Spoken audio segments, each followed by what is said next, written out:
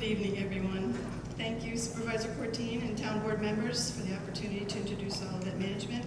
Thank you, everyone, for coming out tonight, this night before school starts, and I thank the town for filming tonight's meeting to place it on the town website for those who couldn't make it here tonight.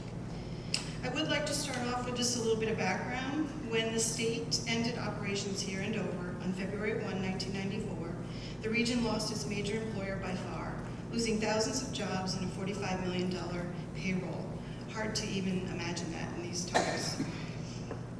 That hit allowed the region to receive grant funding, which flowed through the Harlem Valley Partnership, a not-for-profit economic development corporation run by a board of mayors and supervisors from the 7 municipalities in the Harlem Valley and local business leaders. I served as executive director for the partnership.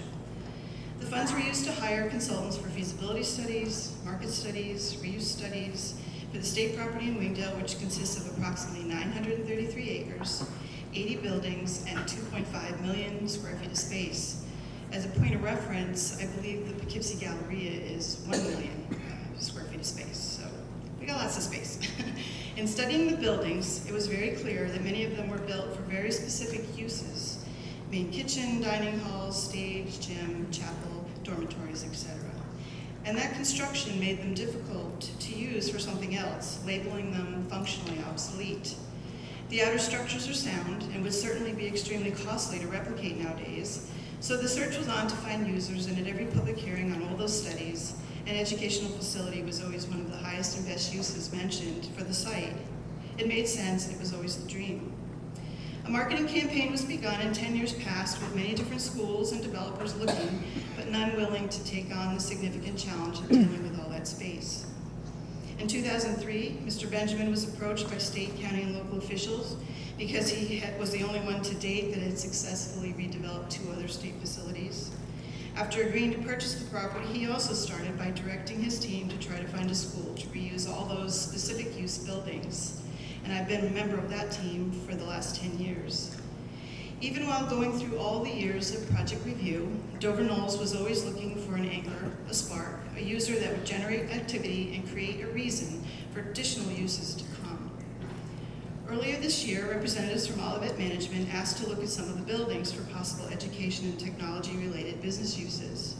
After spending some time on the site, the potential of the property was recognized by them. The existing buildings available for adaptive reuse, the Metro North train station on the grounds that connects you to New York City, and the recreational opportunities available in the surrounding natural beauty. It seemed to fit their vision, and an offer was made to purchase the entire Dover Knolls property. Currently, Olivet Management closed on the 503 acres on the east side, where the bulk of the buildings exist, and there's an option on the 430 acres on the west side. All of this has happened very quickly. The closing took place on August 2nd. The deed was filed on August 15th. Immediately, Olivet Management agreed to follow the Dover Knolls tradition of using our local vendors and contractors and got to work on the grounds. All of the work is just beginning to unfold. Our consultants will be sitting with the town consultants soon to determine the best path to the project approvals. We're prepared and expect to review any town services that may be needed, the tax implications, and bringing this site up to current building codes. The architects are working on as-built, and building interiors are being surveyed for remediation. The electric, water, and sewer services are all under review. I would now like to show you a short PowerPoint presentation on the Olivet Center project, but before I share that with you, I wanted to introduce to you some of the members of our team tonight. All the way from California, we have Mrs. Tracy Davis, who's the president of Olivet University.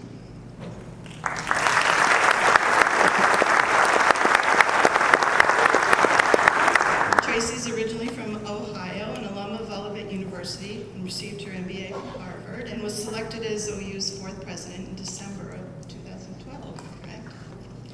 Mr. Tony Chu is a trustee of Olivet University.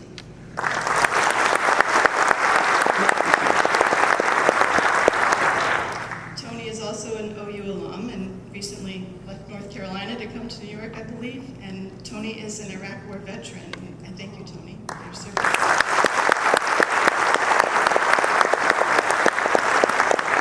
Miss Anna O is Communications Director for Olivet Management. Anna's from California and also an OU alum, and is moving her family here. She's doing her part for economic development. She's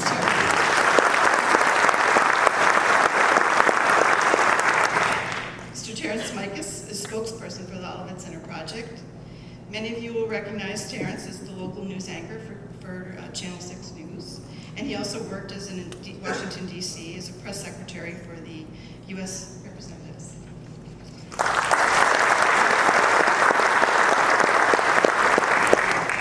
Mr. Michael McCormick is our architect. Michael was also the architect on the Dover Knolls project and is very familiar with the buildings and has done lots of work for educational institutions. He's worked at Marist, Mount St. Mary's, Vassar, just completed the new residence hall at Dutchess Community College.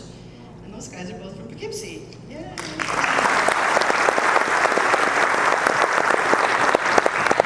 I'm now most excited to join Olivet Management as CEO and to share with you the Olivet Management vision for the Dover site. Olivet Management LLC is a real estate development and management company that specializes in managing and developing school and commercial properties across the United States, with a new focus on the Dover Knolls property, now renamed the Olivet Center project. And while it's only been 1 month and we may not have the answer to every question at this time, we have a vision and 100% commitment to see the project through to completion. The long-term plan is to develop the property into educational facilities, retail vendors, an IT center, and R&D center.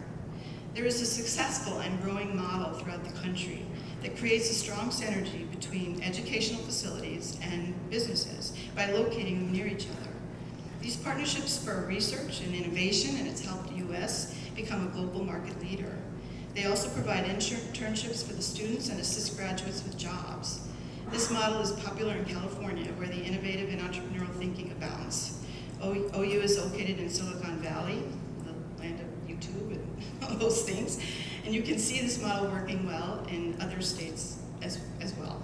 New York is just starting to recognize and promote this type of economic development, and I truly believe this model can help create a new local economy here in Dover. So we'll just quickly go through the PowerPoint. I'm going to have Anna help me.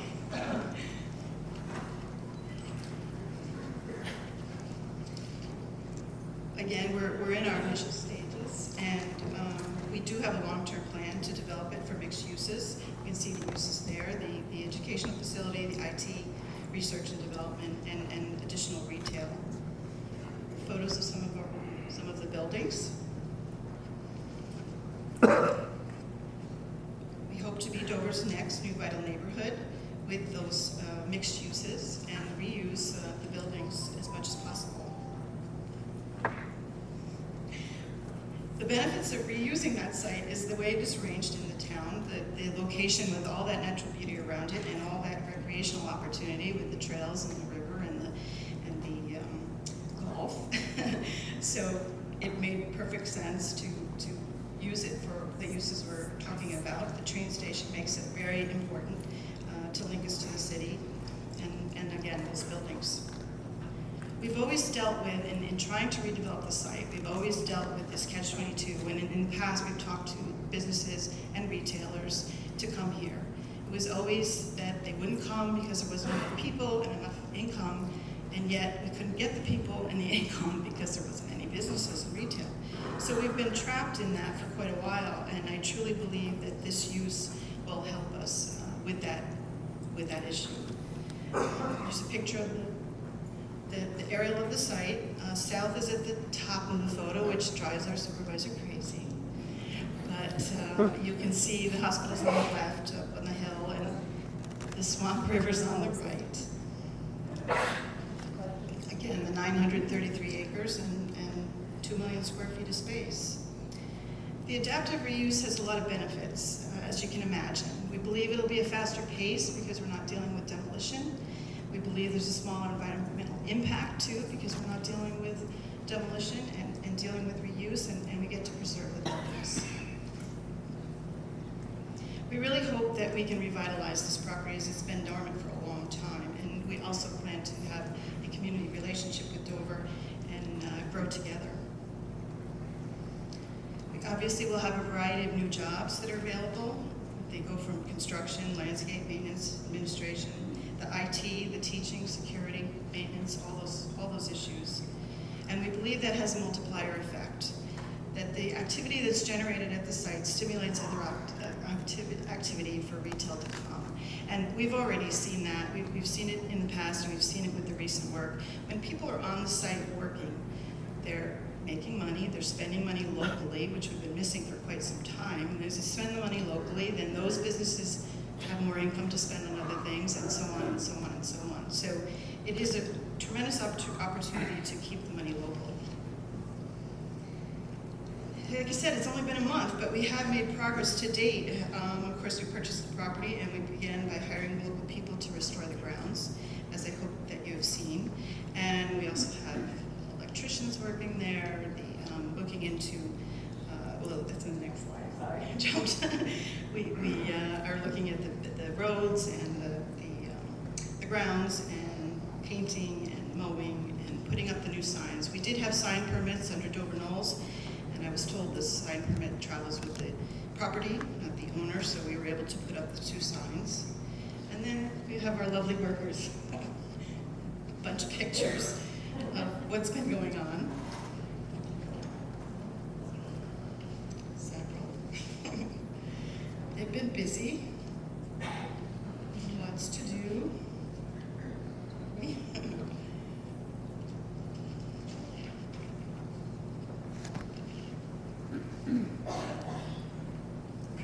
Faster. Okay, our initial focus has been on 3 buildings, buildings 11, 19, and 23, which I'll describe to you in a second. We have worked on completing the asbestos surveys, and the architect's working on as-built, because unfortunately the state didn't leave us with any floor plans, so we've got to do that. And then we also received our permits from the town that allows us to start cleaning up the interiors. And the electrician, as you saw the trench earlier, is starting to work on bringing some of our power back. Now, Building 11 is the building at the north end of the site that is across the street from where the DFY buildings were, the 3 that came down. The state had remediated that building thinking they were going to move more youth in there, and then they never did. So it did give us a little bit of a head start with that building. Building 19 is what we call one of the eye buildings. They're in the shape of an eye from the sky, and they're down at the south end of the site, down by Wingdale Beer and Wine and Soda. Building 19, you'll see fronts the Route 22 corridor. And Building 23 is the old, or the former administration building. It's a wonderful building. It's got beautiful interiors, terrazzo floors, marble staircases, the round top windows, and it's going to be exciting to see that restored. Our next steps are we're going to meet with the town consultants to again determine the path to approvals, what needs to be done. We're going to continue improving the grounds. There's still a lot to do there. We are assessing the buildings for reuse. The hope is to use as many as possible. Of course, it has been 20 years of no maintenance, so we're dealing with that issue. And we're going to be developing our site plan, our master site plan. We have some contact information up there. We've got our phones finally set up now, where people can call and hit a number and get to wherever they want to get to. It's been truly overwhelming how many people have been coming to the door, how many people need work in our community. It really has been overwhelming is the best word for it. It is something that we need in our town. We need to get, like I said, the local jobs again. We need to get money flowing into the community locally. As the Olivet Center project develops, in addition to the Research Development and IT Center, we hope to be the future site of the Olivet University, combined with the new business and retail opportunities, which will provide multiple benefits for the new and existing residents. Property values, income levels, and consumer spending are all expected to rise and contribute to the expanding tax space in the town. We look forward to working with the town long-term to improve our community's future, and I thank you for listening.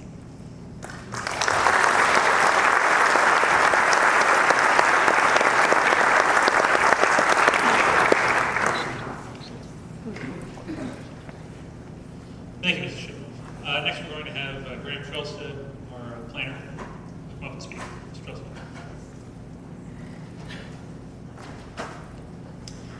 Thank you. And while I speak, I think Joe and Bonnie will be going up and down the aisles with some of the index cards and some pens if you need one. There's also a collection of index cards in the back if you'd like to write down a question, and then we'll be collecting them again and bring them forward so we can group them together and the supervisor can go through that. The supervisor asked me to give a brief overview of the approvals process moving forward. I am the town's planning consultant. I and my associate Ashley Lai help the town board and the planning board review development applications of all scales and sizes. And the one that I'll speak most closely about is the Dover Knolls application that the town board processed several years ago. As was presented in the presentation just now, Olivet Management has purchased the eastern side of the property, east of Route 22, which is in an area that is zoned on the town zoning map as Hamlet mixed use, Hamlet residential, and rural, or RU. There's also the mixed use institutional conversion NC overlay district, which provides other regulations on that property. There are a couple sections of the property that are also in the floodplain overlay and the stream corridor overlay, and those also have regulations in the zoning that will be applicable. When the master development plan was approved for the Dover Knolls project back in May of 2010, it set forward a number of design standards and criteria that might still be applicable to some of this, but some modifications might need to be made. There was also an approval for the Dover Knolls project in June of 2011 for the site plan and for the subdivision. Again, those were for that project. This project might be different. We don't know. We haven't seen the application yet. We understand that Olivet Management is working, as was presented, to get those architectural drawings and site plans into the town so that we can begin to look at them and review them. Any use of the property is subject to the town zoning code, and we will be looking at the application as either a special permit application for reuse of these buildings as an educational institution or as a mixed-use facility. The research and development and the retail that were described before are all subject to the same types of standards. It might be possible that Olivet Management will be required to file a new master development plan under the MC overlay. That might be a better tool for the town to use over the long term to guide and to manage use of this property, to make sure that there are the appropriate controls in place, to make sure that the town's interests are being protected, to make sure that the environment is being protected, etc. Either of those processes, whether you go through a special permit process or whether you go through the master development plan process, will require approval by either the planning board or the town board, or both, depends upon the process. Either of those processes will require that Olivet Management comply with the State Environmental Quality Review Act, or SECRA. And any of you who are familiar with the extensive environmental work that was done for the Dover Knolls project knows the amount of material that was collected and analyzed for that project. And much of that might still be useful and relevant to this project. So once we get the application, we will be working with the applicant and the applicant's consultants to understand what additional information is required so that we can have that for the planning board or for the town board to help make their decision. This will be a process that will be a public process. There will be public hearings under the special permit or the master development plan process. There will be public hearings potentially associated with the environmental review. So this is not the only opportunity that you will have to speak on this matter. And obviously any of the public hearings that any of the boards have will be officially noticed and made available on the town's website. I think those are the only points I needed to make, and I guess at this time the cards are being circulated, and if anybody has questions, they can pass them on down, and we'll collect them again for the supervisor. All right. Thank you, Mr. Trelsted. So as those cards are being filled out with questions or comments, people will continue to be going up and down the aisles to collect them and then bring them down. A few things that I think needs to be really clear. This is, again, a great opportunity for our town to redevelop a site for what I think a lot of people would think is its highest and best use. The proposal for Dover Knolls was brought about after a few years of trying to find a college or university or some other entity that could occupy that space. And again, I think, and we as a town board voted on that being a built-out village with a mixed use in our town. Again, there's a lot of factors out there as to why it didn't happen and isn't going to happen as was envisioned. But again, this is, again, an opportunity that I think we all need to take very seriously, as they own the east side of the property. They have an option for the west side, and we are going to do our due diligence as our elected officials and representatives to represent it. Okay, so let's get started. These are right now in no particular order. Let's see. And so I'll be calling up people I think that it makes sense to answer these questions, and that might be all the management people, it might be all the university people, it might be our own planners, or I'll answer them myself. So this is for the Olivet management. Do you have plans to continue with residential development on the west side? Probably makes sense to just stand.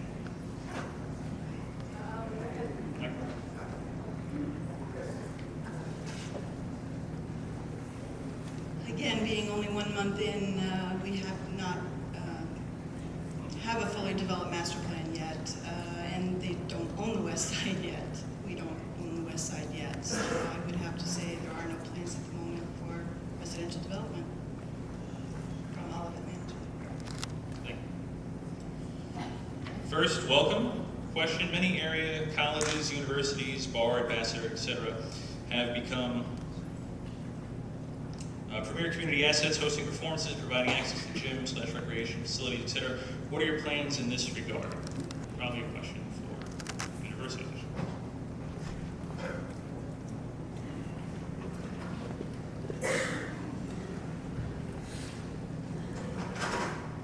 Thank you for your welcome, and greetings from San Francisco. The university is one of several uses of the site that are included in the long-term plan. Educational uses, as well as an IT center, R&D center, and vendors, various commercial vendors. At this point, there is a process to establish an educational institution on the site, and the university is going through that process step by step. So there's not much that we can say with regards to any activity until that process is complete.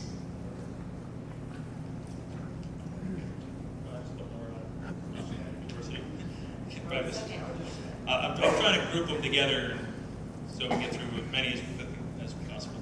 How many students does the college intend to live on and off campus? Are there any special requirements to attend Olivet?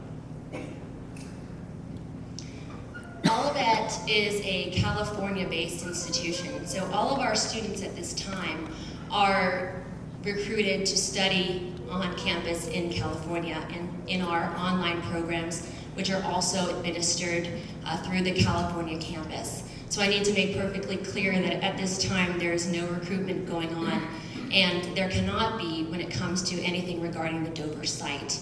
Up until this point, most of Olivet students that have studied on the campus in California and in the California-based online programs have been recruited from the Evangelical Presbyterian denomination that sponsors the school. And that is primarily because of the limitations in the size of the main campus in San Francisco. We do hope for a facility, once the approvals are in place, to provide a capacity for the school to recruit from a larger base.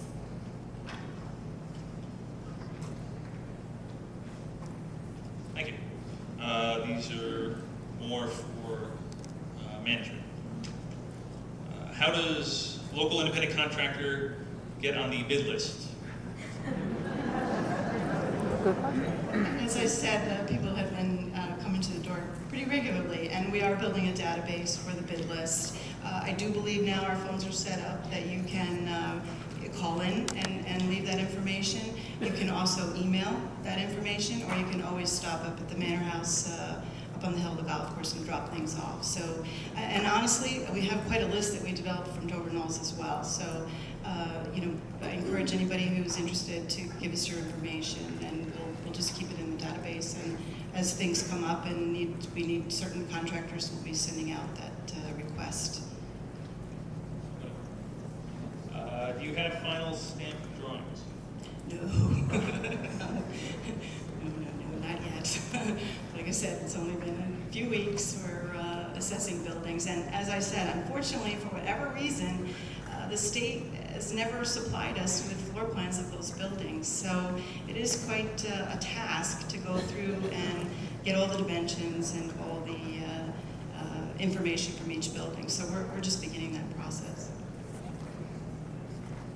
What about the remediation? Of course, we will handle any of those items that need to be remediated. We do have a contractor, actually from Pleasant Valley, who's in the process of going through buildings one by one and doing what they call surveys, environmental surveys, that will identify any of the things that need to be removed, and they will be removed by the appropriate contractors and taken to the appropriate landfills. Does Olivet have the finances today to complete this project? I'm sure they believe they do, or they wouldn't have purchased it. They did get a chance to look at the site before they purchased it and understand. They had many consultants come through and give them an understanding of what was ahead of them. So they had their eyes open when they purchased it. So I feel confident that they can complete the job. I'm going to ask you a question. Is Kathy Shivanoff being CEO for Benjamin Management and Olivet Center a conflict of interest? Maybe just explain, do you work for Benjamin? No, I no longer work for the Benjamins. I now have been hired by Olivet Management. So my employment ended with Dover Knolls in the beginning of August. Certainly, though, they still do on the west side, and if that continues, I'll be happy to work with them as well on the project. But I do now work for Olivet Management. And just kind of further along those lines, the question has come up about, again, Mrs. Shivanoff working for Olivet Center as being some kind of just general conflict of interest. And I just want to tell everyone that, you know, when you hear about the Harmonic Partnership, you hear about, you know, stuff not really happening on the site for years, and someone trying to always bring somebody there, and then finally they were there, and the person who knows almost anything that's going on that site in its present condition. Okay, that person over the last 20 years is Kathy Shivanoff. So she's the perfect person.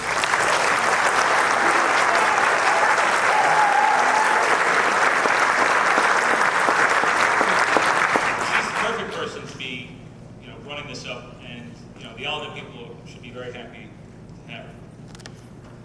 And on the same card, will the potholes on Wheeler Road in 22 be fixed?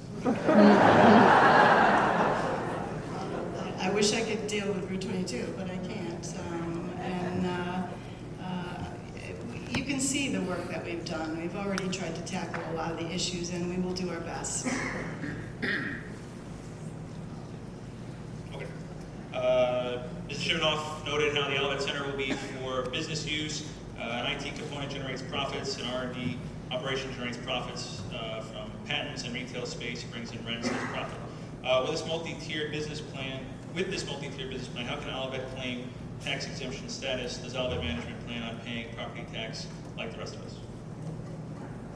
Yes, we currently have legal people and tax accountant people working on this issue. And again, at the moment, we don't have any users there yet, so it is early in the process. But we certainly appreciate that concern from the public, and we will do what's appropriate and analyze all those different uses and how they will interact on the site and contribute. We also will be working with the town to evaluate those services we may need, and we may end up having to do a pilot, a payment in lieu of taxes if necessary. Those things will be talked about with the town and negotiated, and as things develop, we'll have a better answer for that. And we will be asking you for a payment in lieu of taxes.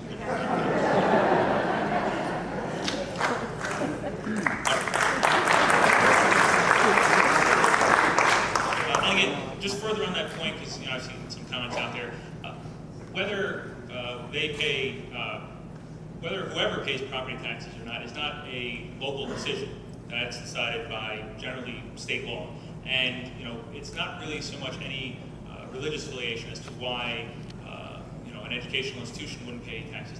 It tends to be that because they are just not for profit, they would not pay property taxes. But again, my understanding is that, and again, our lawyers are looking into this too, that any for-profit entities that take place on what is generally a not-for-profit site would in all likelihood pay some kind of tax because you're deriving a profit from what is on that land. Maybe one more, and we'll give you a break. Mr. Shibno stated they could move quickly because now demolition was involved. Supervisor Cortine stated 3 applications for demo were already asked for. Please explain. So again, they're able to do work on the site in general because you're able to clean up your property. And again, I think for a while there, not much was happening because it didn't seem like much was happening with Dover Knolls. Now that some stuff is going to be happening there in short order, you see the site being cleaned up. The 3 demo permits applications that were described earlier were for those 3 buildings, 11, 19, and 23. I just called the admin building. But so again, it's to demo the inside of those, not to demo the buildings, not that the buildings are going down, but to demo the inside of the buildings. And again, that's not something new. Dover Knolls, with the Benjamin companies, they could have done that really at any time. It's just that would have been an expense with nothing following it in any immediate future. So they had no impetus to be demoing the inside of those buildings. But since, again, Olivet is looking to be using those buildings, in the next few months, obviously they are looking to get moving quite quickly. Just to clarify too, it just happens to be the name of the permit that you need to go inside and clean up. It's called a demo permit. That's the standard, but we have no intention of demoing those buildings. It's just to go inside and clean up the insides.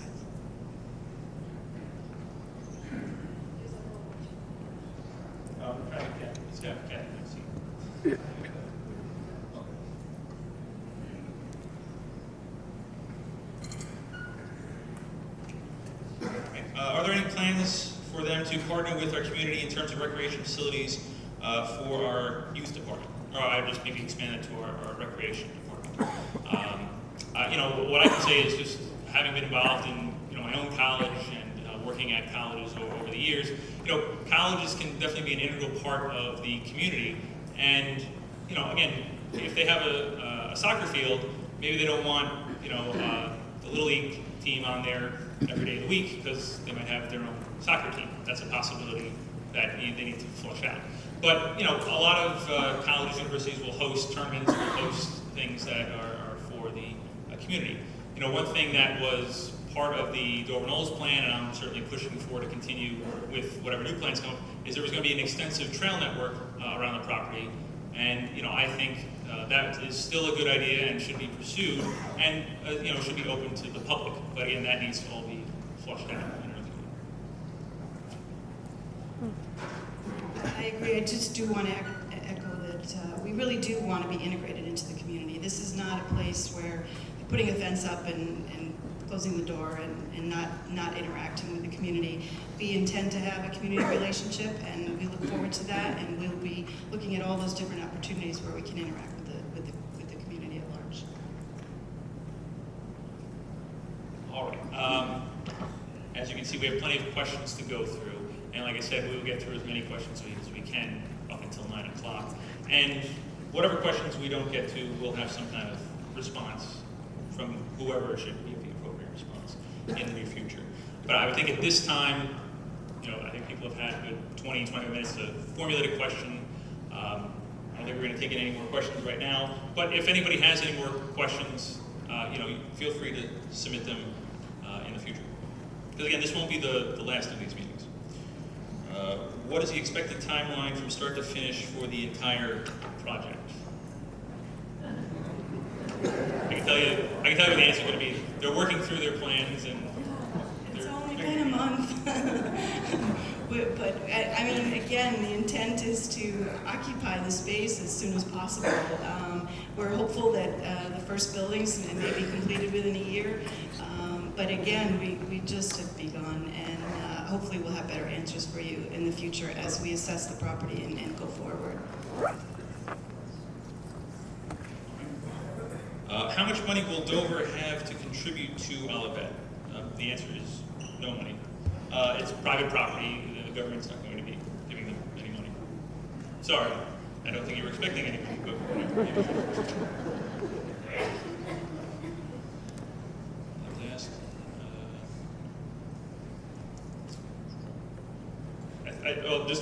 I'm a local contractor, sole proprietor. How do I go about getting work? I've been given very vague answers. So again, the phone number, the website, email, okay. And maybe if we go back to just that information again right now, yeah, so people could write that down.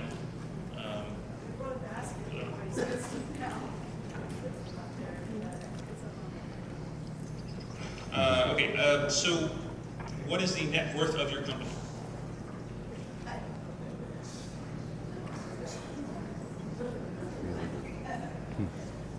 I'm sorry, I don't know the answer to that one.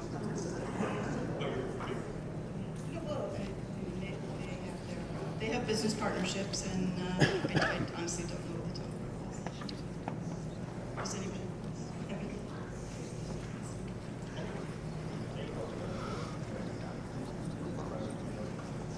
Do you have the financial ability to afford fully fixing, updating, bringing up to code the reservoir/dam, the water treatment plant, and the sewerage system as all were fully decommissioned 20 years ago?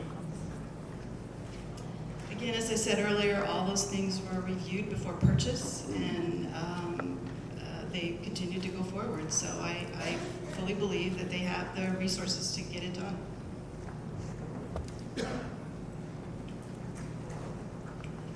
When and how did you happen to hire the company of the chairperson of the Dover Architectural Planning Board, the Architectural Review Board, Scott DeVersa, to be your landscaping company?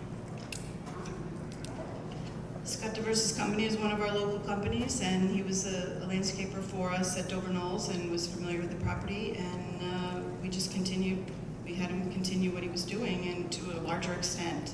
And we've also intend to bring on other firms as well. There's lots of work to do, so we've already talked to Dave Landscapes, and I've received information from other landscapers in town, so we're trying to spread it around. We really are, but again, it's only been a couple of weeks, so we're working on it. And from the town's perspective, rest assured that Mr. DeVersa does a great job for the town on the Architectural Review Board, and I didn't have to ask him. You know, he told me that if anything comes before the Architectural Review Board regarding all that, obviously he's going to be recusing himself because that would be a conflict of interest, and that would go on. This might be more of a question for somebody else. What type of research will Olivet be doing?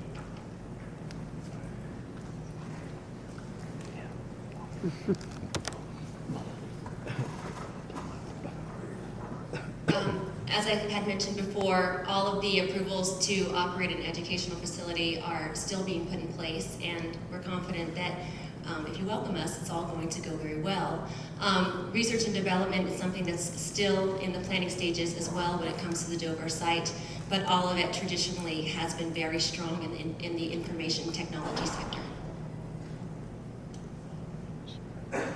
What degree programs will be offered, and when do you plan the university will be fully functioning?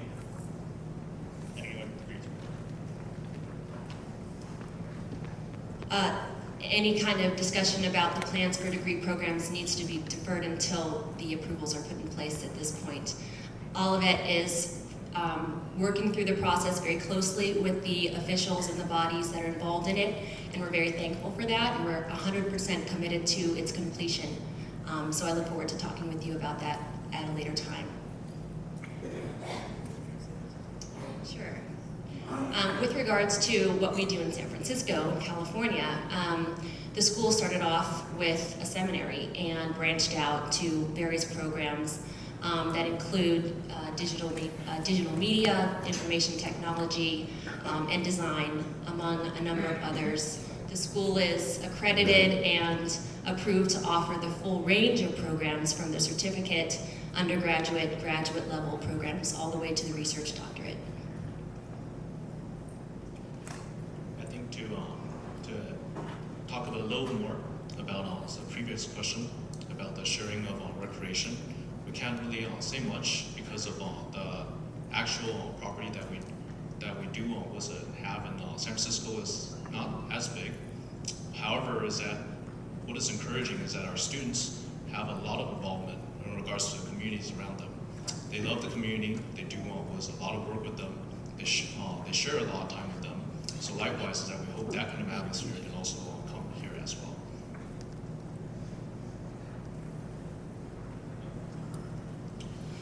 Are you a church-based school, and what church?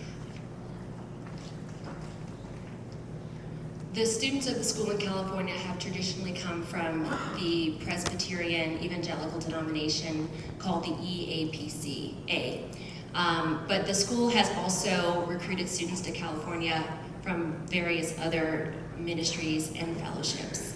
And as I mentioned in a previous answer, the reason for the primary recruitment from the Presbyterian evangelical denomination is because of the limited capacity of the San Francisco main campus. However, we hope that with the larger facility, once the approvals are in place, that could be broadened.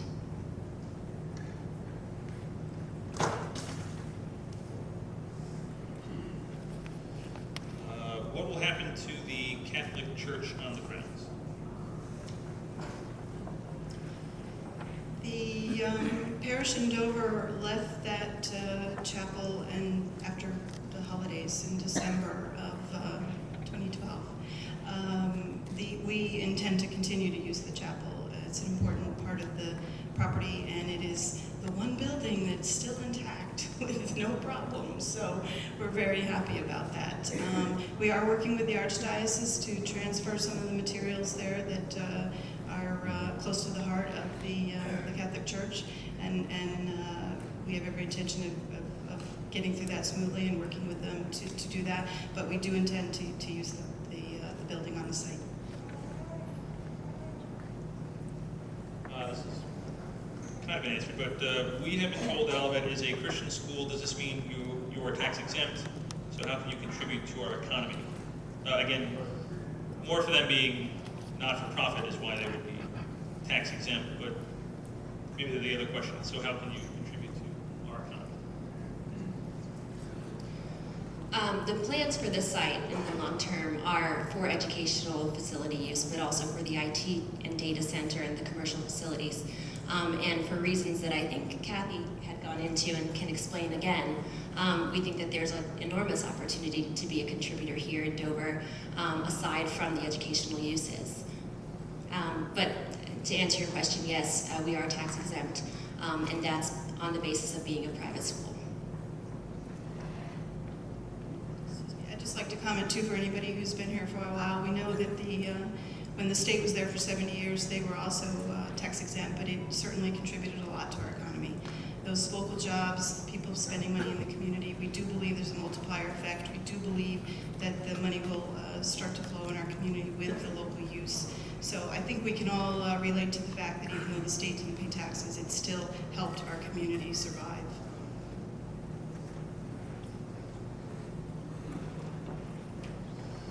Is the R&D and IT centers part of the university? Or is that...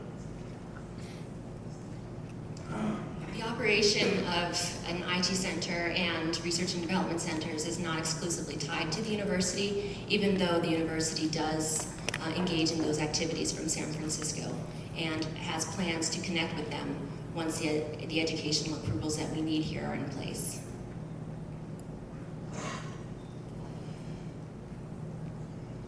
Are you planning to be a fully on-campus university or as an online university? I guess maybe talk about In San Francisco, the students are enrolled in programs on campus in California as well as online at the moment. I don't want to keep sounding like I'm saying the same answer, but it's really imperative to get the approvals in place before we can discuss plans here. Maybe you could explain the process of going, maybe people don't understand the process of becoming a person. Maybe you could share that as to why. I would just say that we've started, and it's there are multiple steps inside of this process.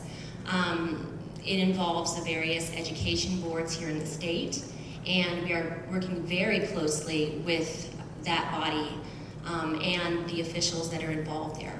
We have a number of consultants on the education side and legal side that are very deeply familiar with these processes and very intimately familiar in some cases with the people involved, and we're very thankful for that. I believe that a detailed discussion of each step of the process would go way beyond the scope of this introductory meeting, but I'd be happy to introduce those team members to share a more detailed vision of what that process involves. And let me say again that we are committed to its completion and 100% committed to this project.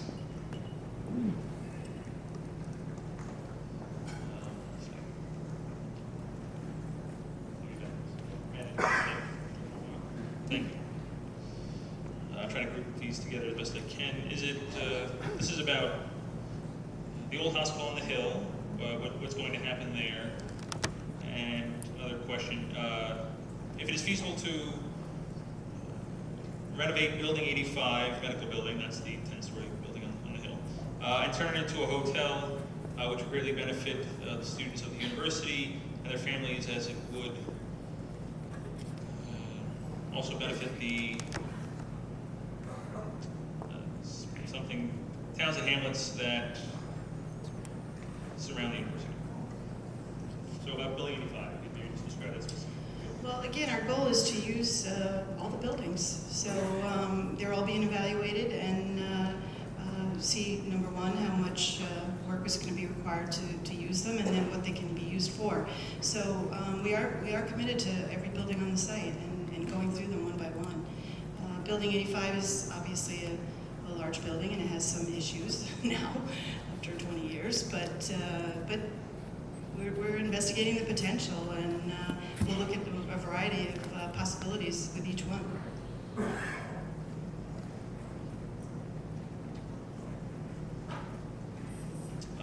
Will you be filling in the tunnels with cement? How long until this project is completed?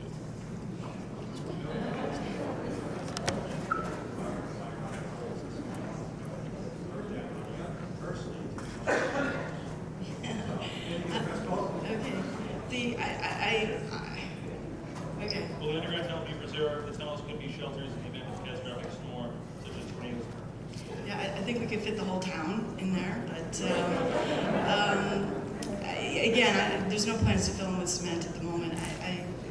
The architect, and honestly, as somebody who's been there for a long time, and I'm sure many of you in the audience have been there too, a lot of the tunnels are really the basements of the buildings. They're all interconnected, but those full-size basements served as a way to move not only the mechanical infrastructure, but also to move people. So they are full-size places, and they served a purpose, and I think they can serve a purpose again.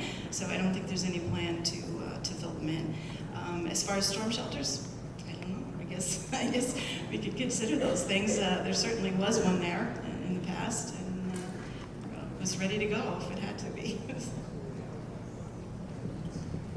Do you envision working with the many environmental and business groups in the Harlem Valley who have formed coalitions to further conservationist economic development? Further conservation and economic development centered on our considerable outdoor recreational choices, in particular with regard to the Great Swamp and the Appalachian Trail.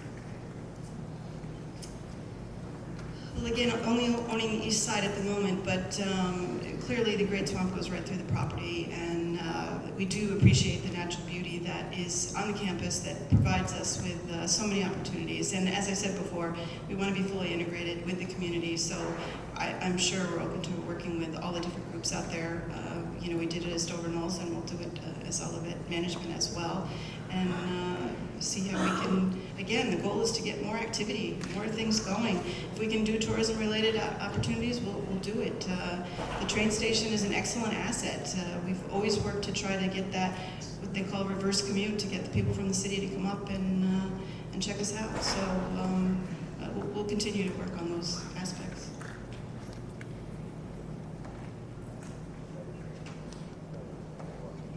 Group a few of these together.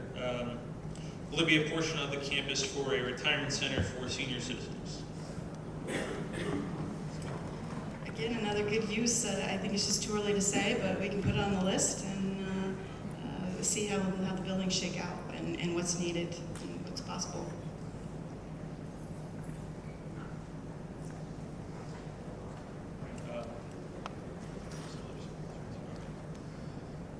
There was a handball wall on the site. With that, will that be restored to official scale? And what about the running track? And then also, will the sports stadium be restored? Again, like Teresa said, I hate to sound like a broken record, but we still just are analyzing all these things. I can tell you for the running track, I would guess it's going to be the same answer we had as Dover Knolls. The DEC did not want it there. The DEC wanted that to be converted back to a wetland. They said it was a wetland, and so that was part of why we had to let it go, and I imagine they'll still feel that way. So the running track is probably not going to be able to happen. But as far as the other things go, again, we're evaluating the site, and we'll see what shakes out. And again, we'll have another meeting as we get further along to tell you where we're at. I don't have the question in front of me, but on the running track, that was memorialized at one point in the past. And can you just maybe explain? There was a plaque there for an employee that had passed away on the site, and the family has retrieved that plaque. So the rock is still there, but the plaque is with the family, yes.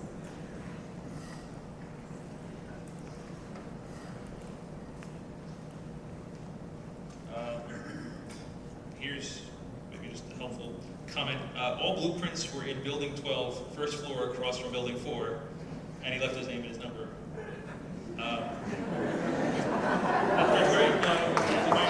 Honestly,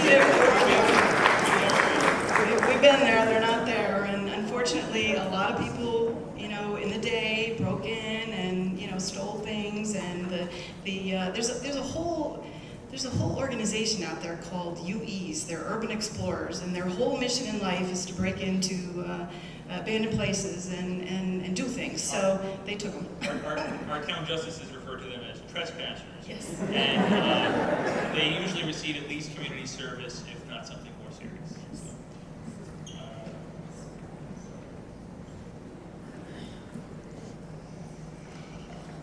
So, will there be independent security, and what type of retail are you working on enticing? Security. Yeah, I'm sure we will implement security as more and more stuff starts happening on the site, and as there's valuable property there. As far as the retail goes, again, it will be something, even with Dover Knolls, we were always looking for it, always trying to get it here. It depends on the activity, the amount of people in the area. We're confident that having students and the IT and the research development will create a need so that we can get more retail to the site. I was just thinking tonight, we were trying to go out to dinner, and I realized in Wingdale alone, we've lost Old Drovers, Old Campari, Strada's, Buttonwood, Gadetti's, or the Lodge just closed. I mean, 6 restaurants I could count on one hand, or well, 2 hands, sorry about that. The businesses that we've lost, so we are hopeful that with activity at the site, those kinds of things will come back, and even those buildings still remain, so hopefully they can just start up again. So that's the kind of retail that can happen off-site, that can help grow in our town. But well, look, we have the storehouse. If anybody's familiar with the storehouse, that's the big building on the west side of the property that's near the train tracks. It was always in the plans to create retail in that building. So whether it's Dover Knolls or whether it's Olivet Management, we hope that the retail can go into that building. It's 110,000 square feet. It's a large building, but we always envision something like Faneuil Hall, where you go inside the building and it's broken up into other stores. And you know, we hope that we can use that building for that.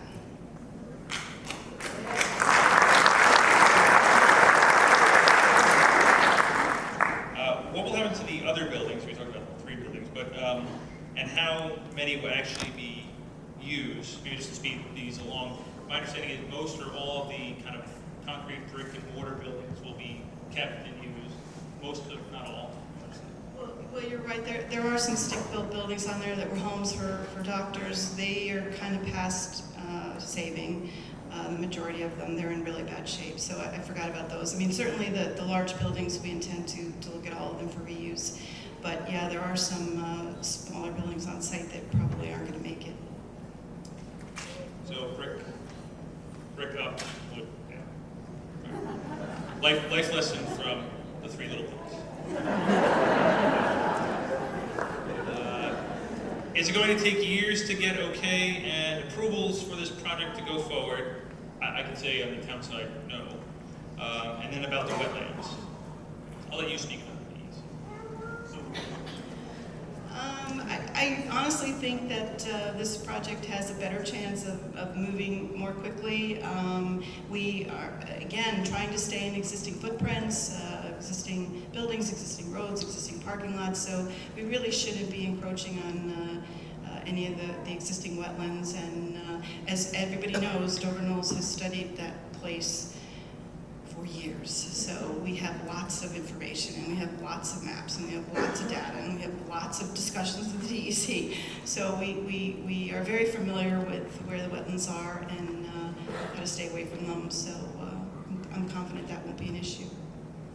And again, from the town perspective, we're certainly going to hold them to setbacks for floodplains, for wetlands, for the vernal pools, for that really took up important but a lot of our time in getting through the Dover Knolls project. And again, we're going to look to work with the DEC, and obviously, as our planner stated, figure out everything involved in the environment. But when you take a step back and look at what the Dover Knolls plan was and what this plan is, there's going to be less, impervious surface, which is a concern. There's going to be, much less in terms of construction noise because you're not bringing the buildings down. Construction dust would be limited to very little, if any. Still, the lead and asbestos will need to be shipped out of town wherever it goes. It's not Dover, so that's someone else's problem. So again, as we go through the environmental process, I think what you're going to see is that on most, if not all, of the categories that we need to look at by our own local and state code, you're going to see that this is less of an environmental impact than what was proposed. Could you please make sure the people who pay taxes to the town of Dover, because you live in the town of Dover, but have a Pauling mailing address, receive correspondence regarding Olivet Center and other happenings? I don't know why that is so hard to get accomplished, but we have tried over the years. We have the counts from Pauling. I mean, graphic design is here. We try every time we do a bulk mailing. I don't know why it's so difficult to get them in the mailboxes of those people. But we do have the counts, we do print them, and we do bring them to the post offices. But I don't know what happens to them after that. Yeah, again, my experience with this is that you do postal patron for Wingdale, for Dover Plains, so that Dover Plains ends up bleeding over into some other towns, and I know even Wingdale goes into Unionvale. But I'm one of those people who live in kind of the southern 10% of the town that is the town of Dover, but has a Pauling zip code. And I know there's a particular, I think they used to call it rural routes, where you can basically do that. And sometimes I've gotten something, and sometimes no. Same thing with the school district. Sometimes we get stuff, sometimes no. I always get something from the polling school district because it's the polling zip code, but kids don't go to polling schools.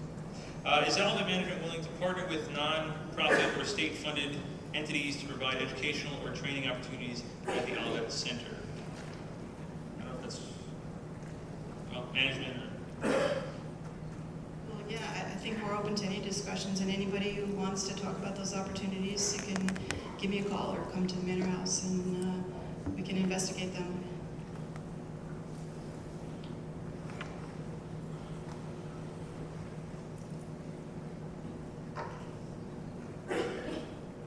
And just one thing that I actually did broach with the Olivet people, you know, we have a concern, obviously, in our town about trying to maintain and if we could bolster a volunteer ambulance corps. You know, that may in fact be going away by the end of this year. But you know, they have, you know, they do missionary work around the world. And I said, you know, wouldn't it be great if your missionaries had some kind of, you know, basic or, you know, emergency medical technician training? And they, you know, they said that's something we would look to explore. So maybe, you know, that's something that's a way that maybe our community and our new neighbor partner together. On that note too, Ryan, I mean, part of the problem we face lately is most people have to go out of town to work, and so they're not around to volunteer and be available. Again, if we can get people jobs here locally and in the various things that we put on the site, it'll keep people in town and make them available, and hopefully help that volunteer base. I'm guessing the answer to this one's going to be that's really far down the road, but Boyce Park has extensive equestrian facilities which connect by trail with Olivet Center. Will Olivet Center have an equestrian club? And if so, will it utilize Boyce Park and allow reciprocal use? And we'll put it on the list. Certainly a serious question. Will there be an effort to preserve any cemeteries on the property and the memory of all who lived and died there? Yeah, I can tell you as somebody who's been involved in the site for 20 years, anybody who's familiar with the cemeteries, there are two. We have a large one on the east side. Some counts are 2,000 souls are there, and then we have one on the west side behind the private Hoyt Cemetery that has, I don't know, I've heard various numbers, anywhere from 600, 800, something like that. The problem has been that the state stopped taking care of those cemeteries decades before they even sold the property. So when Dover Knolls purchased in 2003, it was very difficult to figure out where they were. The markers are missing. It honestly isn't clear to me whether the markers were taken by the state or whether they were taken by others. But up in the one in the west, the markers were metal flags with numbers, and the one on the, I'm sorry, did I say that right? The one on the east was the one with metal flags. The one on the west had these coffee can size cement markers with numbers, and a lot of them are missing. So we have meets and bounds of the locations, but it's always been difficult to figure out where it all is. We certainly stayed away from them as far as any kind of construction or development. We gave them a wide berth, but there have been some mental health advocates who have been rightfully distressed that the state sold these. I mean, there's 33 of these facilities across the state, and the cemeteries that were involved with these properties were sold as part of the sale. So the Office of Mental Health was pressured on that issue, and they have formed a task force, if you will, it's the Office of Consumer Affairs up in Albany, to really address the situation and to restore those cemeteries.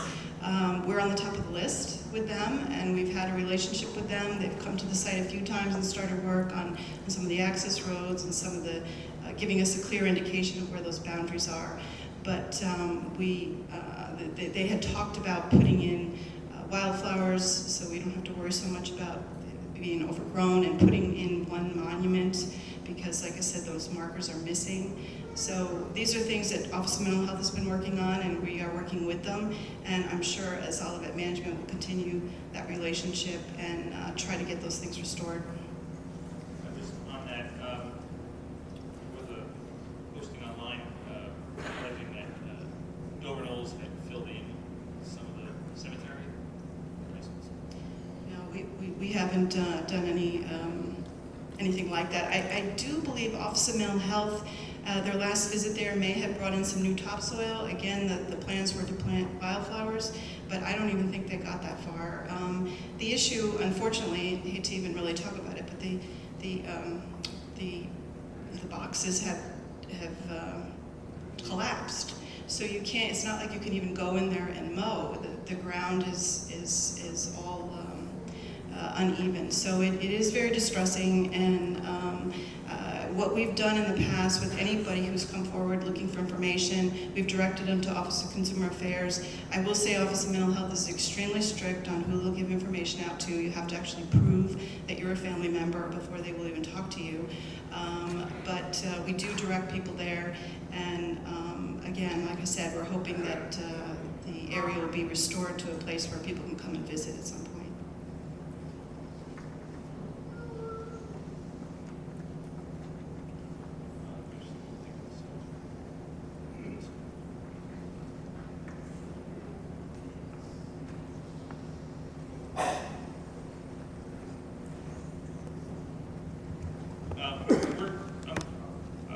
I'm going to say, we're definitely looking at the cemetery issue a little more, because someone wrote not really a question, but a comment.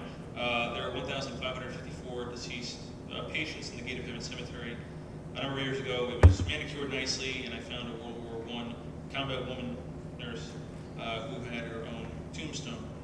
She should be in a military cemetery, and who's responsible for maintaining the cemetery, because it's all overgrown and these poor souls are lying in garbage.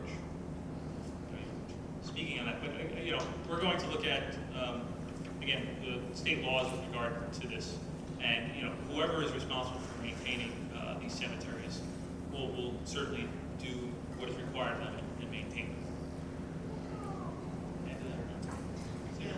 No, I agree. As I said, they were turned over to Dover Knolls in horrible conditions. So we've been working over the years to try to figure out how to get that restoration underway. And I'm honestly not aware of what the law states, but I am in agreement that they need to be dealt with and restored. What is happening with the power plant? Well, again, Olivet Management doesn't own it yet. I can tell you when we were with Dover Knolls, it was always one of those buildings that you had to think outside the box on. There's no intention to bring it back to a power plant in any regards, but it is full of stuff. So we are going to have to worry about cleaning that out. And as I said, we talked as Dover Knolls on whether we could make it a brewery or a funky restaurant, or we had an art museum look there one year who was, or not an art museum, an artist who wanted to put a large mural in there. We've had a climbing wall. We've had all sorts of suggestions for the place. So again, right now it's still owned by Dover Knolls, and we're open to any suggestions. Give me something for that list, something for that building. But yeah, it does need a lot of cleanup. And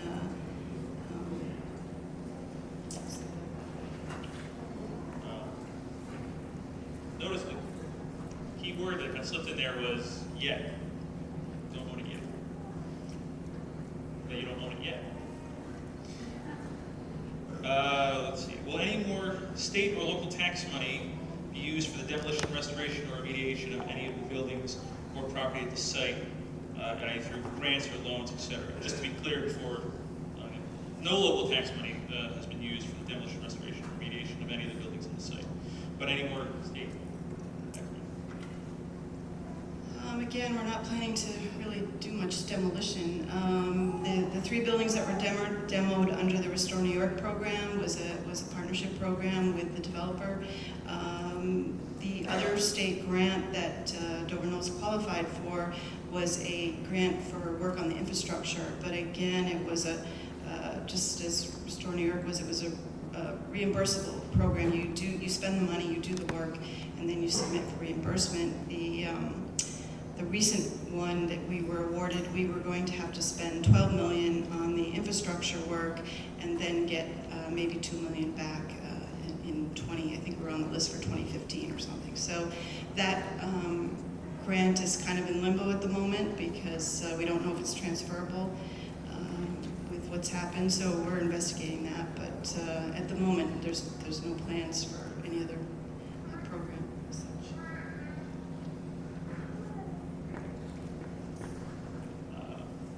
Something that came up at our town board meeting, and I brought it up to them.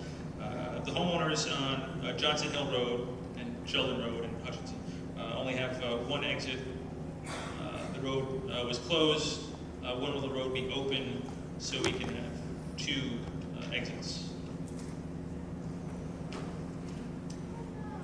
Again, it's under review. I will tell you, it's right now, with it being a construction site and with the security issues, it's extremely difficult to have that road open to the public right now. It's dangerous, it's deteriorated, and like I said, it's very hard to control the property when we're not occupying it yet and the public is just driving through. So we know it's a popular route, and we'll have to consider that as we go forward.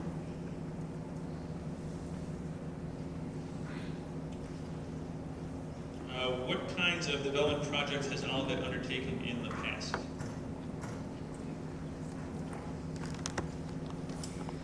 Olivet has seeded a few extension sites around the country, starting with actually New York City, and we are approved actually there to offer 7 courses from our Master of Business Administration program, and that will be starting very soon, as well as sites in Washington, a site in Washington, D.C. for our journalism program, and a number of related sites. The development project that is happening at Olivet Center is much too large to fit under the university's auspices, so that is why it is being driven by Olivet management. As of any samples of what Olivet has done, if you ever get the chance to visit our New York and San Francisco campuses, you will see the interior. Actually, much of the work has been done by the people inside of our university. So, in that regards, also when it comes to experience, we do have certain experiences, and when you take a look at it, you'll be pretty surprised with the kind of professionalism they have. You probably just explained this, but would you explain your choice of Olivet Center, not Olivet University? Call it Olivet Center because you can't call it Olivet University.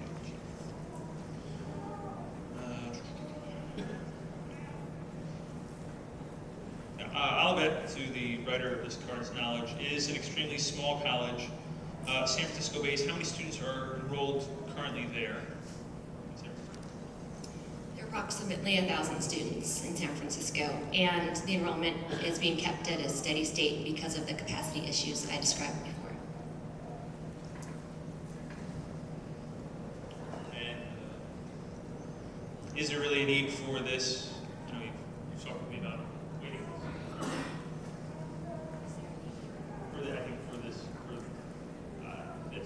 I guess the expansion. Oh, yes, definitely. From the university's point of view, we are looking to expand our capacity, and this facility is ideal for that purpose once the approvals are in place. A few questions about some other places. Is this Olivet team who tried to purchase property from the Southern Baptist and the Assemblies of God? Yes, the university has been looking for a larger main campus for several years, and we had some potential deals that ended up not working out, as real estate deals often do when it comes to the Assemblies of God and the Southern Baptist. But we believe that Dover, New York is an ideal home for the school, and we're really looking forward to starting once we complete the steps that we need to take and completing the work. Olivet in Kirkwood, New York exempt but will not after March 2014 because not accredited. How will this play out here? How will that play out? I think that there might be some confusion there. In fact, the university is accredited, but perhaps the person who wrote the question is referring to educational activity in the state of New York, which is generally referred to as state approval. And educational activities were envisioned at the Kirkwood site. However, I think that the school ran into some of the long-term processes that any out-of-state institution faces when they try to open a educational facility in the state of New York, and that process is ongoing. When it comes to what's happening at the Kirkwood site today, there are no educational activities happening there. Instead, it's being used by the university's partners, specifically the university's Alumni Association.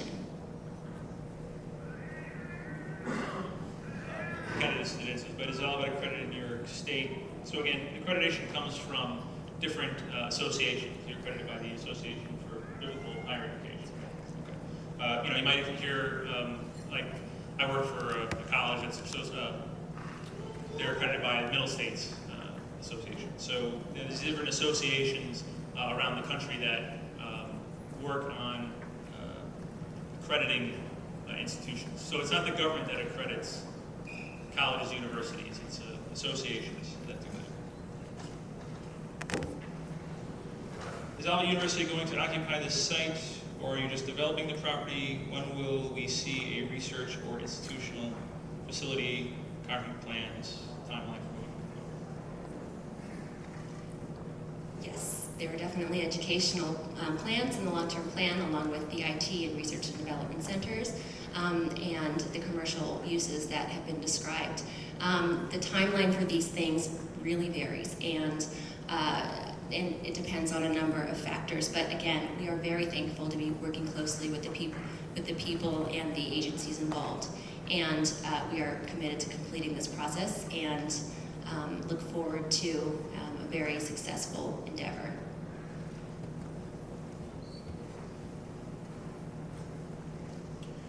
What is Olivet's connection to Reverend Moon? His name comes up when doing research on the web. Have you asked him a question? Sure.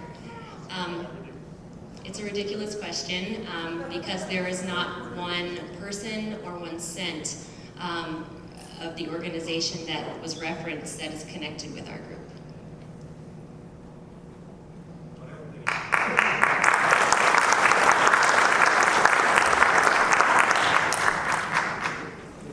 Again, yeah, I think people have to be mindful that just because you read it on the internet doesn't mean it's true.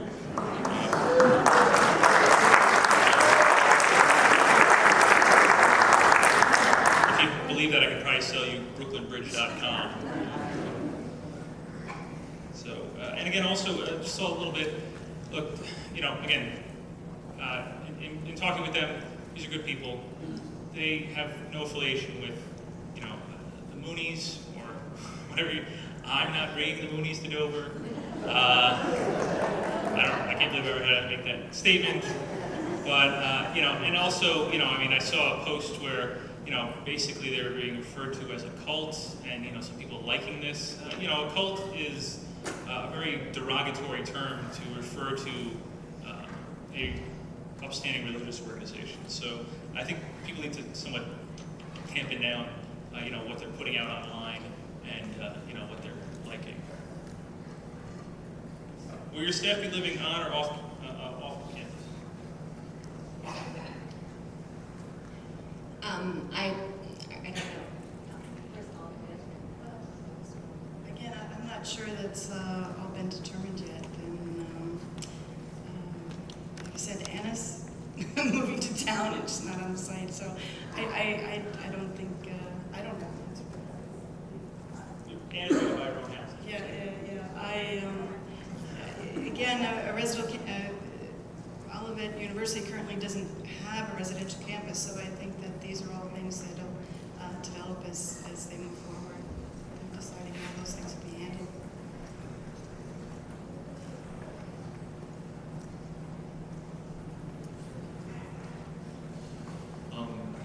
we can't. It's too far to really say for now.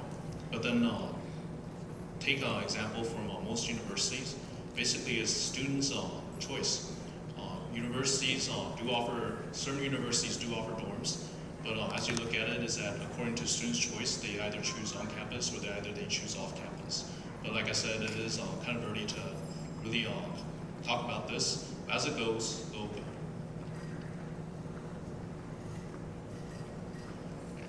We talked about the R&D. Can you define maybe a little bit more what it is an IT center?